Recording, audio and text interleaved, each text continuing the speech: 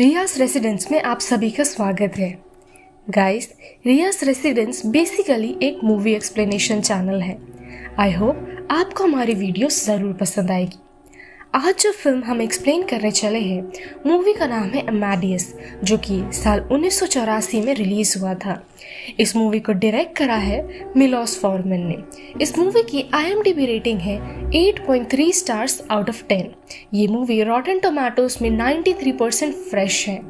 इस मूवी को एक स्टेज प्ले से अडैप्ट करा गया है, जो कि पीटर शैफर ने लिखा था, और साथ ही इस मूवी ने 8 ऑस्कर जीता है।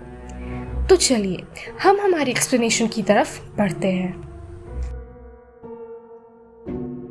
मूवी की शुरुआत होती है 1823 में, जहां हम एंटोनियो सैलियरी नामक एक बूढ़े व्यक्ति को देख पाते हैं। एंटोनियो अपने रूम में पागलों की तरह चिल्लाता रहता है। वो चिल्लाकर कहता है, मैंने ये ठीक नहीं किया, उसे मारकर मैंने ठीक नहीं किया।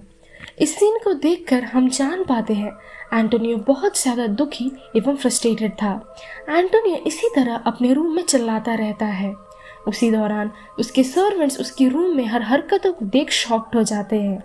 वे लोग उसे कई बहाने देकर रूम से बाहर निकालने की काफ़ी कोशिश करते हैं, लेकिन एंटोनियो अपने होश में गुम खुद से ही बातें करता रहता है। कुछ समय बाद उसके सर्वेंट्स बाहर से कुछ आवाज़ें सुन पाते हैं। वे लोग तुरंत एंटोनियो के रूम में उसको चेक करने आते हैं और उन्हें एंटोनियो नीचे ज़मीन पर पड़ा हुआ मिलता है, जिसके गले पर हम चाकुओं से कटा हुआ निशान देख पाते हैं। यानी कि एंटोनियो अपने फ्रस्ट्रेशन में सुसाइड करने की कोशिश करता है। उसके सर्वेंट्स उसे इस हाल में देख तुरंत हॉस्पिटल लेकर जाते हैं। उसके ट्रीटमेंट के बाद एंटोनियो पूरी तरह से ठीक हो जाता है।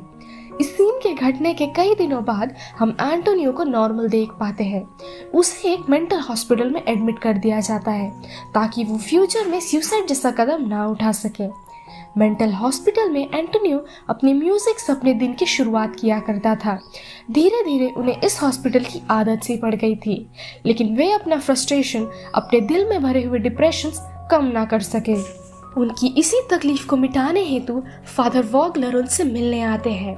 फादर उनके जीवन की कई घटनाओं के बारे में उनसे पूछने लगते हैं, लेकिन इन सवालों के जवाब देने से पहले एंटोनियो फादर से म्यूजिक के विषय में कुछ पूछे गए प्रश्नों के जवाब देने को कहते हैं। फादर कहते हैं उन्हें म्यूजिक की काफी नॉलेज है। इस बात को सुनते ही एंटोनियो पियानो पर म्यूजिक प्ले करने लगते हैं और इस पियानो की धुन के विषय में कई सवाल पूछने लगते हैं।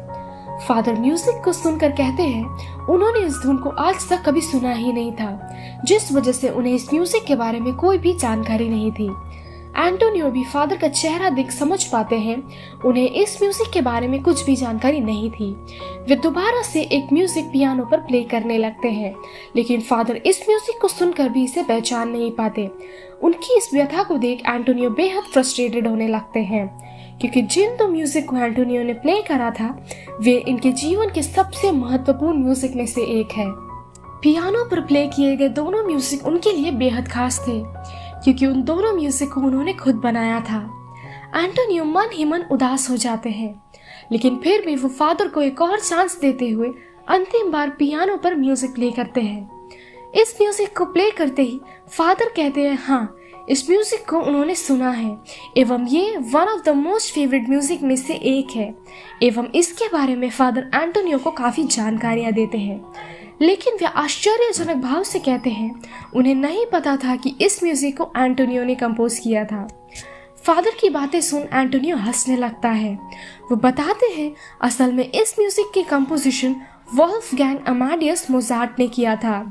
गाइस, इनका नाम सुनकर हम तो समझ ही पा रहे हैं कि इनके नाम से ही मूवी की नाम रखी गई थी। एंटोनियो बताते हैं अमेडियस मोजार्ट उनके फ्रेंड थे एवं उन्होंने एक साथ काफ़ी काम किया था अपनी ज़िंदगी में।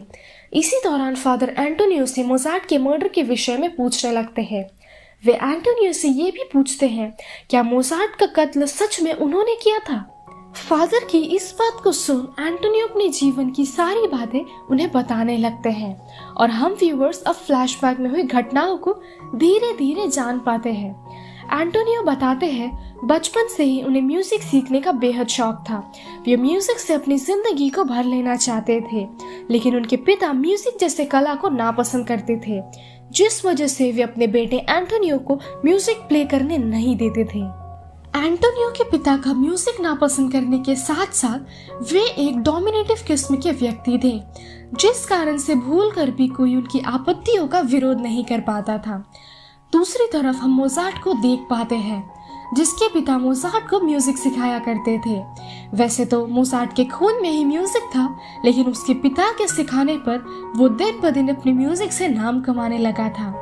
एक दिन एंटोनियो मोजार्ट को देखता है, जिसका म्यूजिक सुन एवं मोजार्ट के प्रति उसके पिता का सपोर्ट देख एंटोनियो जेलस होने लगता है। एंटोनियो अपने प्रेयर के दौरान गॉड से विनती करता है, अगर गॉड उसे म्यूजिशियन बनने में उसकी मदद करेंगे तो वो सदैव के लिए गॉड का एक सच्चा कैथोलिक भक्त बन जाएगा। इसके ठीक कुछ दिनों बाद एंटोनियो के पिता खाते वक्त चौंक कर मारे जाते हैं। एंटोनियो के पिता का देहांत हो जाता है। उसके पिता का देहांत सिर्फ एक कोइंसिडेंस होता है, लेकिन वो सोचने लगता है कि ये सब ईश्वर की देन है। उसकी प्रार्थना के चलते ही उसके पिता का देहांत हो गया एवं इससे वो बिल्कुल दुखी नहीं होता, बल्कि इसे ईश्वर का आशीर्वाद समझकर म्यूजिक की दुनिया में कदम रखता है। इसके बाद एंटोनियो वियना चला जाता है, जहां से वो अपने म्यूजिक की स्टडीज पूरी करता है। म्यूजिक सीखने के बाद वो अपने म्यूजिक प्रोडक्शन, म्यूजिक कंपोजिशन से काफी फेमस होने लगता है। धीरे धीरे वो एक बड़ा आदमी बन जाता है। म्यूजिक के फील्ड में उसका काफी नाम होने लगता है।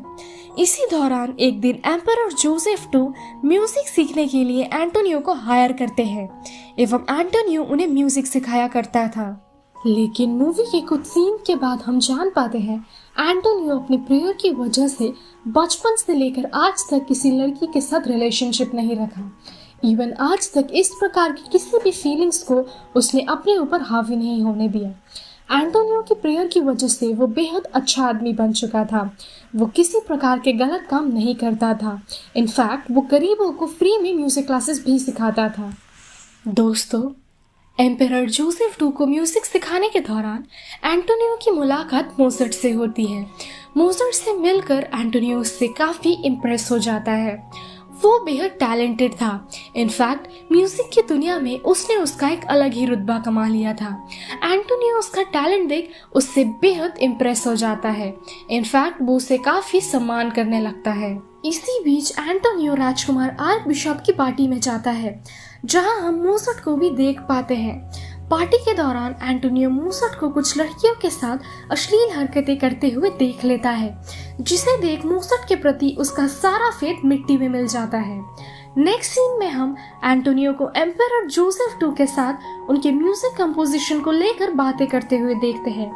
एम्परर जोसेफ II एंटोनियो से कहते हैं उन्हें मोजार्ट को भी इस म्यूजिक कंपोजिशन हेतु रखना चाहिए। एंटोनियो वैसे तो मोजार्ट को नापसंद करने लगा था, लेकिन उनके टैलेंट को सम्मान देते हुए वो इस विषय पर अपनी मंजूरी देते हैं। इसके ठीक कुछ दिनों बाद एक दिन एम्परर अपने सभा में बैठे होते हैं, जहां काफी सारे उनके ऑफिसर्स भी होते हैं। सभा में मोजार्ट एंटोनियो का बनाया हुआ एक म्यूजिक को और बेहतर नोट्स देते हुए म्यूजिक को सबके सामने प्ले करने लगता है, जिसे सुन सभी उससे काफी इम्प्रेस हो जाते हैं। लेकिन एंटोनियो मोजार्ट की इस हरकत से बेहद इंसल्टेड महसूस करने लगता है। नेक्स्ट सीन में हम देखते हैं एंटोनियो मन ही मन एक लड़की को चाहता था, लेकिन ईश्वर के प्रति किए गए प्रार्थना की वजह से वो कभी भी उस लड़की को अपनी फीलिंग्स बता नहीं पाया। लेकिन एक दिन वो मोजार्ट के साथ उस लड़की को क्लोज होते हुए देख लेता है, जिसे देख वो काफी टूट जाता है। मोजार्ट की हरकतें देख एंटोनियो गॉड से पूछने लगता है, कैसे एक नीच व्यक्ति को आपकी श्रद्धा में प्रयोग किए जाने वाले म्यूजिक को भेंट कर सकते हैं।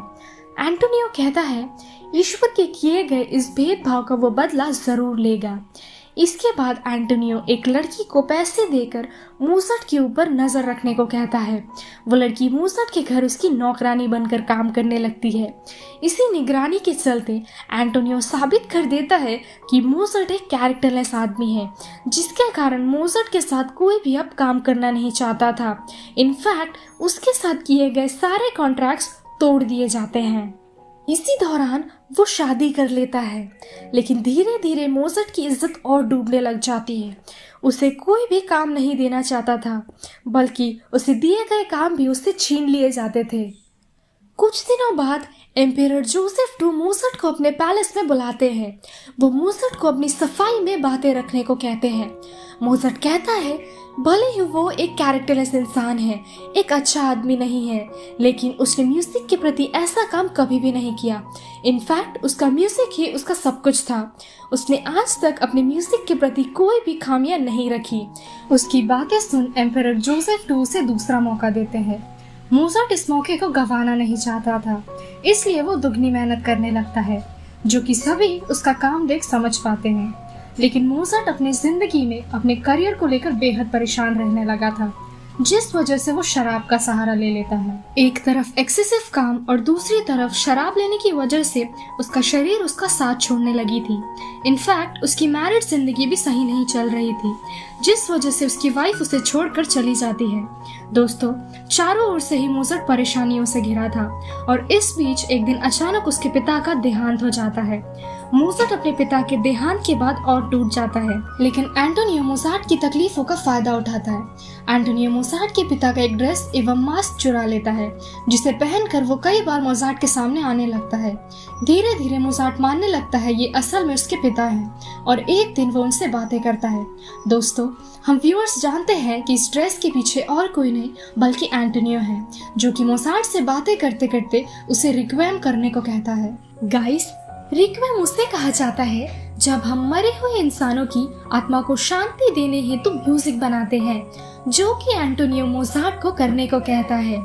मोज़ार्ट अपने पिता के कहे मुताबिक उनकी आत्मा को शांति देने हेतु म्यूजिक बनाने लगता है। असल में एंटोनियो मोज़ार्ट से म्यूजिक बनाने को इसलिए कहता है जिससे कि वो इस गाने को उसी के देहांत के बाद उसके रिक्वेम हेतु प्रेजेंट कर सके, और जब सभी उसके इस गाने को सुनेंगे तब एंटोनियो और भी ज्यादा फेमस होने लगेगा। नेक्स्ट सीन में हम मोज़ार्ट को एक ओपेरा में परफॉर्म करते हुए देखते हैं। ये उसकी जिंदगी में बनाए सबसे बेस्ट म्यूजिक थे जिसे वो ओपेरा में परफॉर्म कर रहा था, लेकिन अचानक से ही उसकी तबीयत खराब होने लगती है और वो परफॉर्मेंस के दौरान ही जमीन पर गिर पड़ता है। मोज़ार्ट की स्थिति देख एंटोनियो उसे घर लेकर जाता है और उसे कहता है कि बाहर उसके पिता खड़े हैं, जो बार बार उसे रिक्वेम लिखने को कह रहे हैं। मोज़ार्ट की हालत बेहद खराब हो जाती है, लेकिन एंटोनियो उसे रिक्वेम कंप्लीट करने को बार बार कहता है। एक पल के लिए भी एंटोनियो मोज़ार्ट को रेस्ट करने नहीं देता, बल्कि जबरदस्ती उससे रिक्वेम लिखवाता है। रिक्वेम लिखने के दौरान उसकी स्थिति काफी खराब हो जाती है, जिसके चलते मोज़ार्ट का म्यूजिक अधूरा रह जाता है। अगले दिन सुबह मोज़ार्ट की वाइफ उसकी स्थिति के बारे में जान पाती है और वो तुरंत उससे मिलने आती है, लेकिन उसकी वाइफ के सामने मोज़ार्ट का देहांत हो जाता है और वो रोने लगती है। दोस्तों, मोज़ार्ट की वाइफ समझ जाती है रिक्वेम बनाने के दौरान ही मोज़ार्ट की ये हालत हुई है। इनफैक्ट एंटोनियो को वो मोज़ार्ट का बनाया हुआ रिक्वेम म्यूजिक नहीं देती। नेक्स्ट सीन में हम मोज़ार्ट का फ्यूनरल देखते हैं, जहां उसके फ्यूनरल हेतु कोई भी उसे देखने नहीं आया था, लेकिन एंटोनियो उसे फाइनली अलविदा कहने को आता है। अब सीन शिफ्ट होते ही हम प्रेजेंट देख पाते हैं, जहां एंटोनियो की बातें सुन फादर बेहद इमोशनल हो जाते हैं। एंटोनियो बताता है कि वो अपने इस हरकतों की वजह से खुद को बेहद गिल्टी मानता है। अब फादर और एंटोनियो गॉड से सभी की शुभकामना हेतु प्रे करते हैं। इसके बाद एंटोनियो को व्हील चेयर में बिठाकर हॉल में घुमाया जा रहा था, लेकिन इसी दौरान वो मोज़ार्ट की हंसने की आवाज सुनने लगते हैं, जो कि सिर्फ उनका एक वहम था, और इसी के साथ ये मूवी यही खत्म हो जाती है। गाइस, हम पूरी फिल्म के दौरान एंटोनियो का मेंटल प्रेशर देखते हैं, जिसके कारण उसने मोज़ार्ट को मौत की तरफ धकेल दिया, उसे पूरी तरह से बर्बाद कर दिया और फाइनली उसका मौत का जिम्मेदार बन गया। हालांकि वो अपने हरकतों से बेहद गिल्टी था, लेकिन उसकी करनी कभी सुधारी नहीं जा सकती है। सो गाइस, ये थी आज की हमारी फिल्म अमेडियस। आई होप आपको ये वीडियो पसंद आई हो। डू लाइक आवर वीडियो और ऐसे ही अमेजिंग मूवीज की एक्सप्लेनेशन देखने के लिए हमारे चैनल को जरूर सब्सक्राइब करें। मिलते हैं हमारे नेक्स्ट वीडियो पे, तब तक के लिए स्टे सेफ, शब्बा खैर।